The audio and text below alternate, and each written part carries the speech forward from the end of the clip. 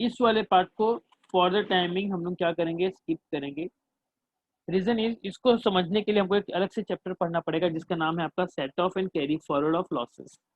ठीक है, जब हम ये चैप्टर पढ़ेंगे ना, उस दौरान ये वाला पार्ट हमारा उसके अंदर आएगा, तब हम इस चीज को समझेंगे तो हमको समझ में आएगा। अभी इसको हम रीड करेंगे तो सब ऊपर से पार हो जाएगा। ठीक है, तो ये था हमारा एकदम बेसिक कुछ कुछ डेप्रिसिएशन के बारे में। अब हम चलते हैं डेप्रिसिएशन की कुछ स्पेशल केस स्टडीज के ऊपर। ठीक है, और इन केस स्टडीज को जब हम जानेंगे तो हमको इस चीज के प्रोविजन से और ज्यादा क्लैरिफिकेशन आएगा। देखिए, सबसे पहले क्या बोलता है ये,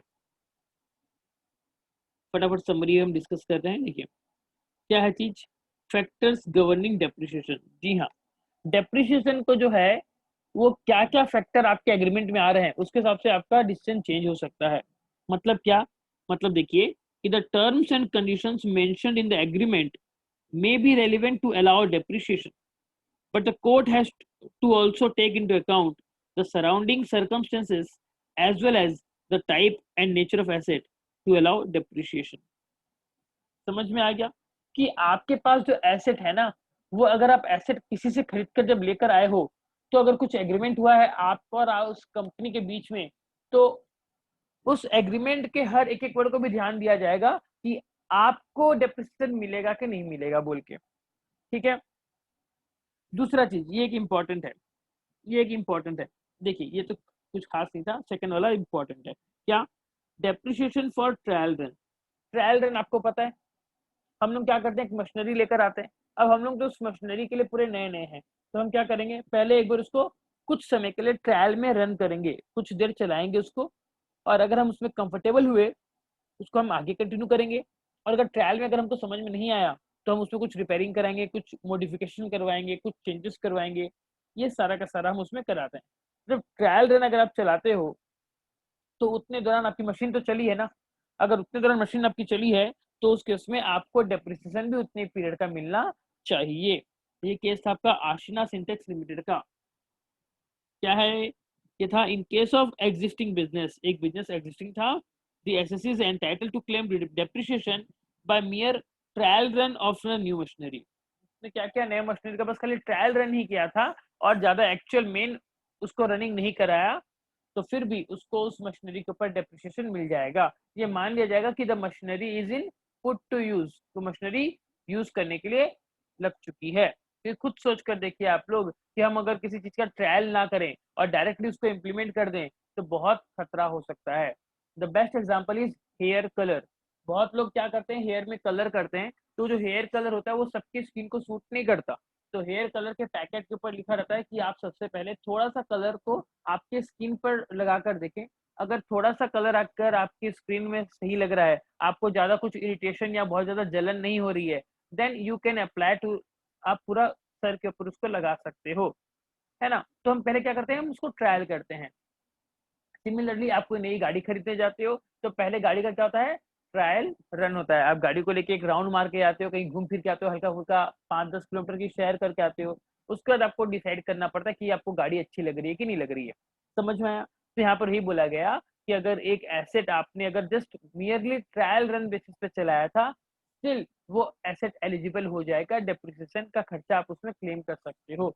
भले ही आप आपके अकाउंटिंग में ना दिखाओ, लेकिन इनकम टैक्स में वो खर्चा दिखाकर आप आपका प्रॉफिट को कम कर सकते हो। ठीक है, दूसरा, asset use for scientific research. Scientific research के लिए अगर आपने कुछ एसेट अगर यूज किया तो उसके ऊपर डेप्रिसिएशन मिलेगा कि नहीं मिलेगा। देखिए एक्चुअली साइंटिफिक रिसर्च वाले केस में क्या है, एक और स्पेशल सेक्शन आएगा पीजीबीपी में, जो ये कहता है कि अगर आप साइंटिफिक रिसर्च के लिए कुछ भी खर्चा करते हो तो हम आपको फर्स्ट ईयर ही सारा का सारा पैसा माफ कर देंगे। मतलब क्या, अगर 1 करोड़ आपका अगर मशीनरी का खर्चा लगा है, तो हम मान लेंगे आपका 1 करोड़ का खर्चा इसी साल पूरा का पूरा खत्म हो गया और आपका प्रॉफिट में से 1 करोड़ रुपए हम माइनस कर देंगे। ऐसा होता है साइंटिफिक रिसर्च का कारनामा। तो ये बोल रहा है कि भैया एक ऐसा एसेट जहां पर क्या हो रहा है, जहां पर आपने ऑलरेडी उसका 100% क्लेम कर लिया है। मतलब क्या, मतलब ये कुछ इस तरह से समझने की कोशिश करो इसको, कि हमने एक एसेट खरीदा मान लीजिए 1000 रुपए का। ठीक है, और ये एसेट को यूज करेंगे साइंटिफिक रिसर्च के लिए। ये एसेट को रिसर्च यूज करेंगे हम साइंटिफिक रिसर्च के लिए। तो इनकम टैक्स एक्ट कहता है कि if you are using the asset for scientific research then you can take 100%, जितना आपने खर्चा किया उतना को उतना आपको खर्चा अलाउ कर देंगे और आपको प्रॉफिट जीरो हो जाएगा। तो यहाँ पर हमने क्या किया, साइंटिफिक रिसर्च वाले एसेट का वैल्यू क्या कर दिया, पूरा जीरो कर दिया, बेनिफिट ले लिया। लेकिन एक्चुअल में ये जो एसेट है ये एक्चुअल में तो एग्जिस्ट कर रहा है हमारे पास। तो हम क्या करेंगे, जब नेक्स्ट ईयर जाएंगे तो इसके ऊपर हमको क्या करना चाहिए, हम डेप्रिसिएशन क्लेम करेंगे। और हमने डेप्रिसिएशन क्लेम किया, कितना क्लेम किया, ये जो ओरिजिनल कॉस्ट था 1000 रुपए उसके ऊपर फॉर एग्जाम्पल 20% अगर रेट है तो हमने क्या किया, 200 रुपए का डेप्रिसिएशन नेक्स्ट ईयर हमने क्लेम किया। ये बात जब इनकम टैक्स के असेसिंग ऑफिसर ने देखी तो उसको बिल्कुल भी समझ में नहीं आई। उसने कहा कि भैया आप इस एसेट का ऑलरेडी पूरा का पूरा 1000 रुपया एज अ क्लेम कर चुके हो फर्स्ट ईयर में ही, तो अब दोबारा से इसके ऊपर ये 200 रुपए का आप जो लिए हो depreciation not allowed. I hope आपको बात समझ में आ गई होगी, बहुत ही सिंपल सी लॉजिकल बात है। तो यही बात बोलता है आपका क्या, एस्कॉर्ट्स इंडिया एंड अनदर।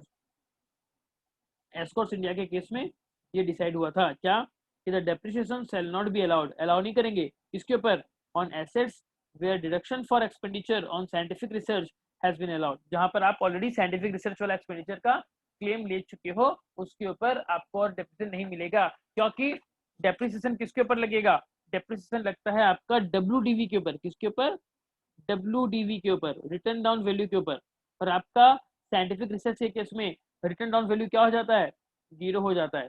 तो भैया जीरो के ऊपर आपको डेप्रिसिएशन हम क्या दें, डबल जीरो या ट्रिपल जीरो, तो हेंस नॉट अलाउड, आपको अलाउ नहीं किया जाएगा। उसके बाद ये भी एक बहुत अच्छा केस है, रोड्स लेड बाय म्युनिसिपैलिटी। ठीक है, आपका क्या हुआ, आपके बिजनेस के पास म्युनिसिपैलिटी ने क्या किया, रोड बना दिया, आप उस रोड के ऊपर डेप्रिसिएशन क्लेम कर रहे हो। भैया वो रोड तो आपका नहीं है ना, वो एसेट ही आपका नहीं है। डेप्रिसिएशन का सेक्शन क्या कहता है कि अगर आपको डेप्रिसिएशन चार्ज करना है, क्लेम करना है डेप्रिसिएशन का, तो the asset must be yours इधर होली और पार्शियली, या तो आप उसके कंप्लीटली मालिक हो या फिर पार्शियली मालिक हो। जस्ट बिकॉज ये रोड आपके सड़क आपके घर के बाहर है या आपके ऑफिस के बाहर है, इट डजंट मीन कि ये आपकी है। समझ में आ रहा है आपको, इट डजंट मैटर कि आप इसको यूज करते हो, the asset must B use in business ऐसा बोला गया। तो आपने क्या कंटेंशन दिया इनकम टैक्स वालों को, आपने बोला कि सर इसी रोड के ऊपर मैं डेली आना जाना करता हूँ, इसी रोड के ऊपर मेरा माल आना जाना करता है, इसी रोड के ऊपर मेरी गाड़ी में माल लोड किया जाता है, इसी रोड के ऊपर मेरे गाड़ी से लोड करके माल आगे भेजा जाता है, वगैरह वगैरह। तो आपने ऐसा गलत सा एक एक्सक्यूज दिया गवर्नमेंट को, तो उन्होंने कहा कि नहीं भैया हम आपको अलाउ नहीं करेंगे, asset must be belongs to you. ठीक है, तो इसी से रिलेटेड ये वाला बात देखो, पहले वाला रीड कर रहा हूं मैं, यहाँ पर क्या बोल रहा है कि the roads laid by municipality do not qualify as building. जी हाँ, जो रोड म्युनिसिपैलिटी ने बनवाई है वो आपका बिल्डिंग के नाम से नहीं जाना जाएगा, वो आपका एसेट नहीं है, हेंस उसके ऊपर आपको कुछ नहीं मिलने वाला। लेकिन दूसरा केस देखिए, आपने क्या किया, आपकी फैक्ट्री प्रीमाइसेस है और आपकी फैक्ट्री प्रीमाइसेस के अंदर ही आपने रोड बनवाई है ताकि फैक्ट्री के अंदर ही अंदर आपका सारा का सारा मूवमेंट हो सके। अगर आप आपके फैक्ट्री के अंदर में ऐसा रोड बनाते हो तो हम उसको आपका ही मानेंगे, उसको बिल्डिंग का पार्ट मानेंगे, एंड हेंस उसके ऊपर आप डेप्रिसिएशन क्लेम कर सकते हो। That is road laid within the factory premises for providing approach to the building to carry on the business activities is eligible for depreciation. Gwalior Rayon का case था, बहुत अच्छा केस था। यहाँ पर कंपनी क्या कर रही थी, कंपनी अपने ही प्रीमाइसेस के अंदर रोड बना रखी थी पूरी कंप्लीटली जैसे बाहर होती है, ताकि उसी रोड के ऊपर उसके एम्प्लॉय और उसके सामान का आना जाना आराम से स्मूथली हो जाए। तो जब रोड बनाते हैं तो बहुत ज्यादा खर्चा लगता है, तो कंपनी ने भी क्या किया, बहुत ज्यादा खर्चा किया, और बहुत ज्यादा खर्चा के ऊपर उसको क्या मान लिया, अपना बिल्डिंग मान लिया, और उसके ऊपर उसने क्या किया, डेप्रिसिएशन चार्ज किया। तो जब करोड़ों रुपए की जमीन बनी होगी, मतलब जमीन बोल रहा हूँ माफ कीजिएगा, जब करोड़ों रुपए की आपकी रोड बनी होगी तो आप उस रोड के ऊपर क्या लिए होंगे, करोड़ों रुपए का डेप्रिसिएशन क्लेम किए होंगे, एज ए रिजल्ट आपका प्रॉफिट गिर गया होगा। ठीक है, तो लेकिन यहाँ पर ये बोला गया कि अगर आपका बिजनेस मतलब प्रीमाइसेस के अंदर आप बिल्डिंग मतलब ये रोड बना रखे हो तो हम उसको आपका ही एसेट मानेंगे और आप उसके ऊपर क्या कर सकते हो, डेप्रिसिएशन क्लेम कर सकते हो। बताइए मुझे इन दोनों में आपको समझ में आया कि नहीं आया? आया सर। आ गया, फैंटास्टिक। अब देखिए, अब एक और चीज आप लोग मुझे बताइए, दुनिया की सबसे बड़ी कंपनी ट्रू एंड फेयर, इसको क्या हुआ, एक और बिल गेट्स, आपने नाम सुना होगा, इसने कहा कि मिस्टर ट्रू एंड फेयर, हम आपको एक बिल्डिंग बनाने के लिए पैसे देते हैं, हम आपको दे रहे हैं 100 करोड़ रुपए, आप लीजिए और बिल्डिंग बनाइए। ठीक है, तो हमने कहा ठीक है, हमने क्या किया, हमने बिल्डिंग बनाया, ट्रू एंड फेयर ने बिल्डिंग बनाया, बहुत अच्छी बात है। अब इस बिल्डिंग का मालिक कौन, ट्रू एंड फेयर। कीमत कितनी, 100 करोड़, डेप्रिसिएशन रेट 10%। तो ट्रू एंड फेयर हर साल क्या करेगा, खुद के P&L में यहाँ पर दिखाएगा डेबिट साइड में, टू डेप्रिसिएशन कितने रुपए, 10% ऑफ 100 करोड़, यानी कि 10 करोड़ रुपए का डेप्रिसिएशन दिखाएगा, और एज ए रिजल्ट इसका प्रॉफिट भी क्या हो जाएगा, 10 करोड़ से कम हो जाएगा। ठीक है, तो यहाँ पर मिस्टर बिल गेट्स की तरफ से पूरे के पूरे 100 करोड़ का क्या हो गया, हमको रीइंबर्समेंट हो गया, मतलब जो हमने पैसा लगाया था वो सारा पैसा हमको मिल गया। तो बताइए, जब कोई हम एसेट खरीदे, ये एसेट हमने बनाया, इसको बनाने के लिए हमको कॉस्ट लगा, कितना कॉस्ट लगा, 100 करोड़, और इसी के बदले हमको 100 करोड़ वापस भी मिल गया, तो मुझे बताइए आपका कॉस्ट क्या हो गया, जीरो। तो जीरो के ऊपर आपका डेप्रिसिएशन कितना होना चाहिए, जीरो। तो हेंस अगर कोई एक ऐसा एसेट है जिस एसेट को एक्वायर करने में या बनाने में जो भी पैसा लगा हो, वो पैसा अगर आपका रिइंबर्स हो जाता है, तो उसके ऊपर आपको डेप्रिसिएशन नहीं मिलेगा। ये देखिए, ये है आपका मदर हॉस्पिटल्स प्राइवेट लिमिटेड का केस है, केरल का। क्या है, कंस्ट्रक्शन कॉस्ट रिइंबर्स नॉट एलिजिबल। जी हाँ, एसएससी कंपनी क्या है, can not claim depreciation on the building used by it under an agreement with the owner firm on the ground that it had reimbursed the construction cost of the building to the firm since it has no enforceable right to the title over the building। जी हाँ, बहुत ही simple सा बात है, क्योंकि asset के ऊपर आपका हक नहीं है, आपका पैसा लगा नहीं है, तो इसीलिए आप उसके ऊपर डेप्रिसिएशन भी क्लेम नहीं कर सकते। किसके ऊपर करोगे आप डेप्रिसिएशन क्लेम, 0 रुपए के ऊपर, तो भैया करो, कोई दिक्कत नहीं है, 0 के ऊपर 0%, 0 के ऊपर 10% या 0 के ऊपर 100%, कुछ भी करो, कोई फर्क नहीं पड़ता, जीरो रिमेन्स जीरो। क्लियर। उसके बाद acquired goodwill eligible for depreciation. जी हाँ, अगर आपने कभी गुडविल खरीदी है कहीं से, तो जस्ट लाइक नॉर्मल एसेट इसको माना जाएगा, और इसके ऊपर भी डेप्रिसिएशन आप क्लेम कर सकते हो।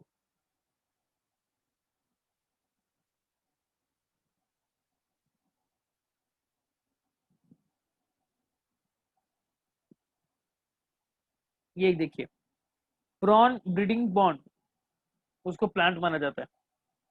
ठीक है, मान लीजिए आप क्या करते हो, छोटे छोटे तालाब बनाते हो ताकि आप वहां पर क्या कर सको, प्रॉन का ब्रीडिंग कर सको। ठीक है, तो वैसे पॉन्ड को क्या माना जाता है, प्लांट माना जाता है, एंड हेंस उसके ऊपर डेप्रिसिएशन अलाउ होगा। क्या कहता है ये देखिए, ponds which were specially designed for rearing or breeding of the prawns have to be treated as tools of the business। जी हाँ, इसको बिजनेस का टूल माना जाएगा, क्योंकि मान लो अगर हमारा बिजनेस है सिर्फ और सिर्फ प्रॉन मतलब पैदा करके उसको बेचने का, तो वैसे में pond banana is compulsory, otherwise वो ठीक से वहां पर बनेंगे नहीं, मतलब बनेंगे नहीं। तो इसलिए यहाँ पर depreciation was admissible on these at the rates applicable to the plant and machinery. जी हाँ, नॉर्मल प्लांट एंड मशीनरी के ऊपर जितना आपका डेप्रिसिएशन रेट होगा उतना ही आपको अलाउ किया जाएगा। क्लियर। अब उसके बाद देखिए,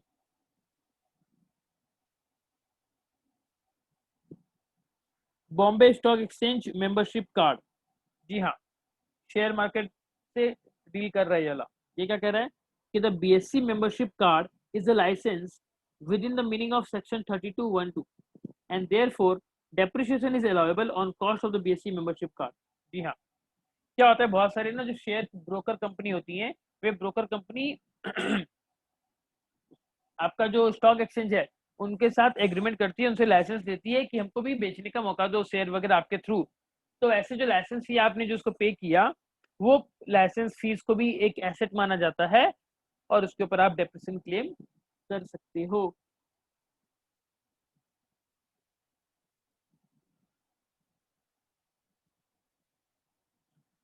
ओके,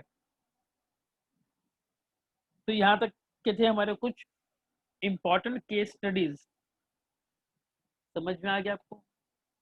हाँ या ना सर बताइए। डेप्रिसिएशन और ट्रायल रन एक बार और समझा दीजिए ना।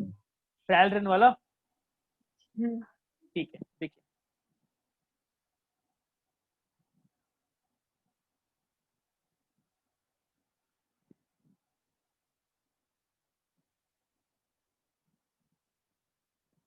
दुनिया की सबसे बड़ी कंपनी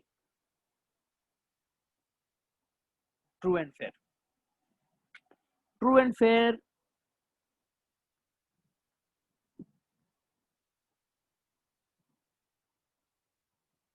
आटा चक्की, ठीक है।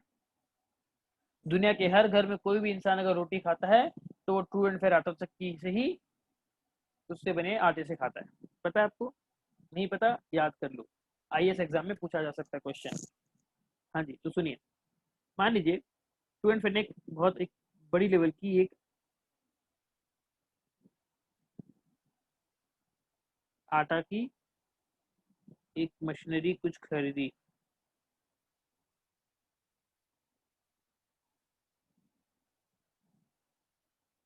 ठीक है। अब ये मशीनरी कहाँ से आई है? ये मशीनरी आई है डायरेक्टली साउथ अफ्रीका से, हमने इंपोर्ट करी है, ठीक है। इसका कीमत लगा मान लीजिए 200 करोड़ रुपए, ठीक है। इसके ऊपर डेप्रिसिएशन रेट है आपका मान लीजिए 10%, बोला ठीक है। यहाँ पर हमने क्या किया, हमने इसको पुट टू यूज किया, मतलब यूज करने के लिए हमने इसको पुट टू यूज किया, इसको इंस्टॉल किया, ठीक है। इसको इंस्टॉल हमने कर दिया और फिर हमने क्या किया, हमने ट्रायल रन चलाया। हमने सोचा कि चलो भी अगर 7 दिन चला कर देखते हैं कि इसका क्या सीन है, ये मशीन ठीक से काम कर रही है कि नहीं कर रही। हमने 7 दिन चलाया, चलाने के बाद फिर हमने इसको रोका और इसका रिव्यू किया। रिव्यू करने के बाद कुछ जो और चेंजेस थे वो चेंजेस करवाए और फिर बाद में हमने इसको यूज किया। मीनवाइल आपका एक प्रीवियस ईयर खत्म हो गया था एंड फाइनल दोबारा से आपने सेकेंड ईयर में आपने इसको यूज करना शुरू किया। इस करंट प्रीवियस ईयर में आपने सिर्फ और सिर्फ 7 दिन क्या किया था, आपने इस मशीन को चलाया था। अब डेप्रिसिएशन का प्रोविजन क्या कहता है कि जो एसेट है वो एसेट किसका होना चाहिए, ओनर का होना चाहिए। मतलब आप ओनर हो, हाँ भाई हाँ। अब ये बोला कि एसेट जो है वो बिजनेस में यूज होना चाहिए, तो आपके बिजनेस में यूज हो रहा है ये, जी हाँ। ट्रू एंड फेयर आटा चक्की आपके आटा चक्की में यूज हो रहा है, it is use in business, वो भी सही बात है। देन उसके बाद ये जो एसेट है, एसेट यूज्ड होना चाहिए। आपने कब होना चाहिए, प्रीवियस ईयर में। आपने प्रीवियस ईयर में इसको यूज किया 7 दिन, नो मैटर आपने ट्रायल रन किया कि नॉर्मल कुछ किया। तो यहाँ पर क्या हो गया, आपने जब 7 दिन इसको यूज किया और इनकम टैक्स का रूल क्या कहता है, लेस देन 180 डेज तो 50% डेप्रिसिएशन क्लेम कर लो, मोर देन 180 डेज तो 100% डेप्रिसिएशन क्लेम कर लो। तो हमारे यहाँ पर 180 डेज से कम यानी कि 7 दिन, 180 डेज से कम वाला सीनेरियो आ रहा है। तो हमने क्या किया, हमने टोटल 200 करोड़ के ऊपर 10% निकाला, कितना आ गया 20 करोड़ रुपए। लेकिन 20 करोड़ रुपए किसका है, साल भर का। तो आधे साल का क्या हो जाएगा, 10 करोड़ रुपए। तो हमने क्या किया, हमने डेप्रिसिएशन को शो किया कितना, 10 करोड़ रुपए। तो ये बात असेसिंग ऑफिसर को अच्छी नहीं लगी, क्यों? द मोमेंट आपने 10 करोड़ का खर्चा दिखा दिया, आपका प्रॉफिट 10 करोड़ से कम हो गया एंड हेंस गवर्नमेंट को भी 10 करोड़ के ऊपर कंपनी टैक्स मिला। तो ये बात इनकम टैक्स ऑफिसर को पसंद नहीं आई। तो उसने बोला एसएससी को कि ये एसएससी ट्रायल रन अगर आप कर रहे हो तो हम उसको आपका बिजनेस में यूज नहीं मानेंगे, आपको टैक्स पूरा देना पड़ेगा। हम इस 10 करोड़ के डिप्रेशन को डिसअलाउ करते हैं। लेकिन बात एसएससी की भी सही थी। एसएससी कहता है कि भैया ट्रायल रन जो मैं कर रहा हूँ वो मैं एक्चुअल में मेरे बिजनेस में यूज करने के लिए ही कर रहा हूँ एंड हेंस उसको माना जाएगा कि इस एसेट को मैंने अपने बिजनेस में ही यूज किया है and hence I am eligible to claim the depreciation. तो हेंस ये बात कोर्ट में जब गई तो जज को भी सही लगा कि हाँ भैया आप जो मशीन को यूज कर रहे हो trial run, it is the मतलब एक इनहेरेंट पार्ट है, इसके बिना आप आगे नहीं बढ़ सकते। आपके बिजनेस में अगर आपको मशीन लगानी है then you have to do trial run, trial run के बाद ही आप आगे बढ़ोगे। तो इसको हम आपके बिजनेस की एक्टिविटी मानेंगे and hence as per the provision of section 32 आप एलिजिबल हो 50% डेप्रिसिएशन क्लेम करने के लिए। तो हेंस इससे ये कंक्लूजन निकल कर आया कि asset used in trial run are eligible for depreciation. बताइए समझ में आया कि नहीं आया? Yes sir. Okay, very good. अब अगर आपको समझ में आ गया है तो हम एक छोटा सा यहाँ पर एक चीज और इसमें ऐड करेंगे डेप्रिसिएशन वाले पार्ट में।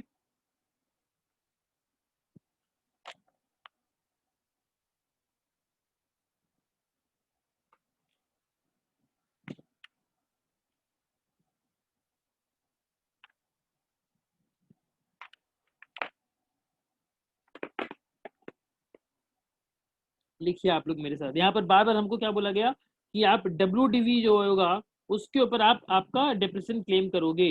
देन WDV मतलब क्या, कैसे निकालेंगे इसको? तो चलिए देखिए, लिखिए।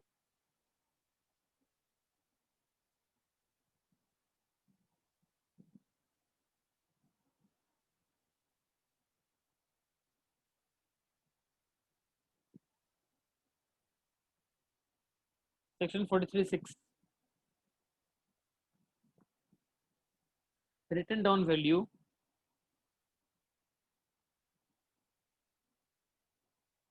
that is WDV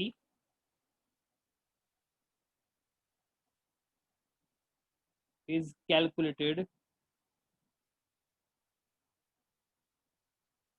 as follows.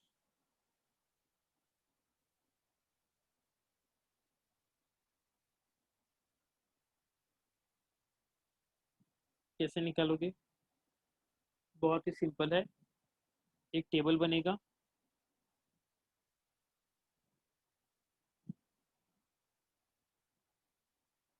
Particulars,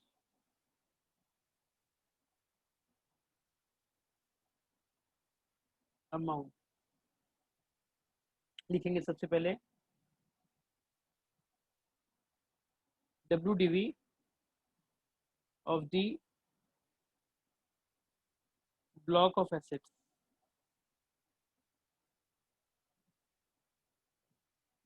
WDV of the block of assets कब? as on the first day of the previous year, यानी कि 1 अप्रैल 2000 कुछ कुछ जो भी ईयर रहेगा उस दिन जो भी उसका WDV रहेगा वो हम यहाँ पर लिखेंगे। अब इसके बाद ये तो था हमारे पास शुरुआत वाला वैल्यू आ गया।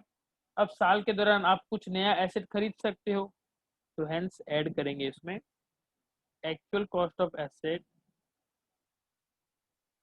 Actual cost of assets acquired during previous year, assets acquired during previous year, during previous year अगर आपने खरीदा है तो उसकी वैल्यू यहाँ पर आप ऐड कर देंगे। अगर आप खरीद सकते हो, अगर आप खरीद सकते हो तो आप बेच भी सकते हो कुछ एसेट्स को साल के दौरान, तो माइनस करेंगे सोल्ड, डिस्कार्डेड, डिमोलिश्ड, डेस्ट्रॉयड। कुछ एसेट आपके डिस्ट्रॉय कर दिए या कुछ खराब हो गए कंप्लीटली, ठीक है ना, ड्यूरिंग प्रीवियस ईयर, ठीक है। तो उसको वैल्यू को आप क्या कर दोगे? माइनस कर दोगे।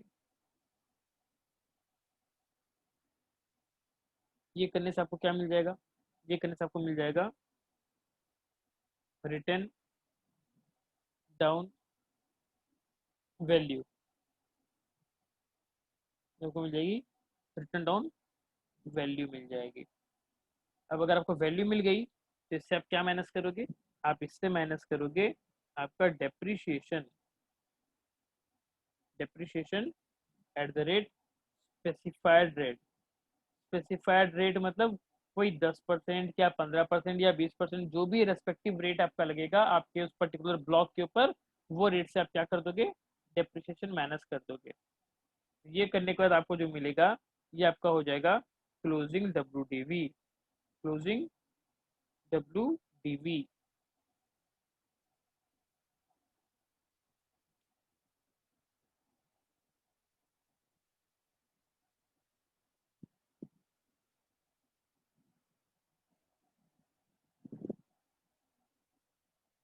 ठीक है, समझ में है आपको यहाँ तक?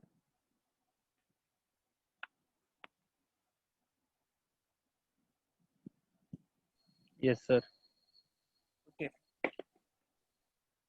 देन उसके बाद अब आप लोग कैसे सॉल्व करोगे उसको?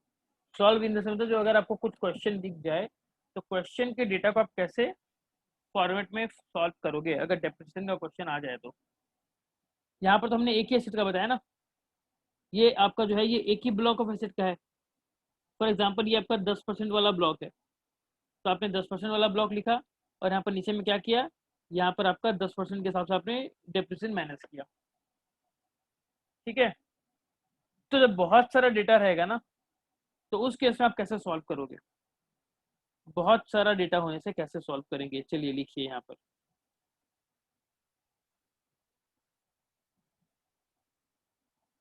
फॉर्मेट टू सॉल्व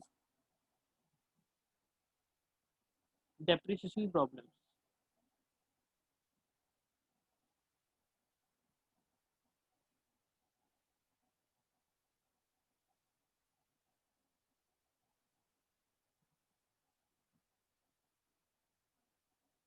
एक लंबा टेबल बनेगा, पहले मैं बना लेता हूँ फिर आप देखिएगा। सबसे पहले particular of the assets, particulars of the assets. उसके बाद आप क्या करोगे, ओपनिंग WDV, फिर क्या करोगे, एडिशन ड्यूरिंग द ईयर। इस साल आपने नया क्या क्या एसेट खरीदा, फिर क्या करोगे,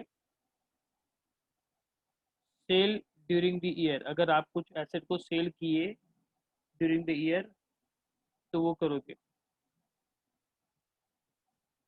उसके बाद आपको मिलेगा नेट वैल्यू ऑफ ब्लॉक, आपको मिल जाएगा नेट वैल्यू ऑफ ब्लॉक। इस वैल्यू के ऊपर आप क्या करोगे, डेप्रिसिएशन निकालोगे। Depreciation at the rate specified rate, जो भी रेट होगी स्पेसिफाइड रेट किसके ऊपर करोगे, on net block, net block के ऊपर करोगे। ठीक है, उसके बाद आपको क्या मिल जाएगा, आपको मिल जाएगा WDV, that is closing WDV, आपको मिल जाएगा क्लोजिंग WDV। यस, इस तरीके से आपका ये फॉर्मेट बनेगा।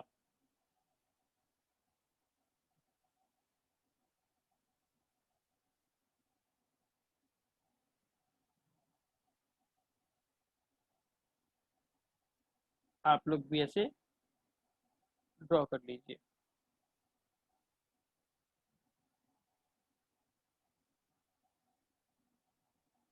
चलिए,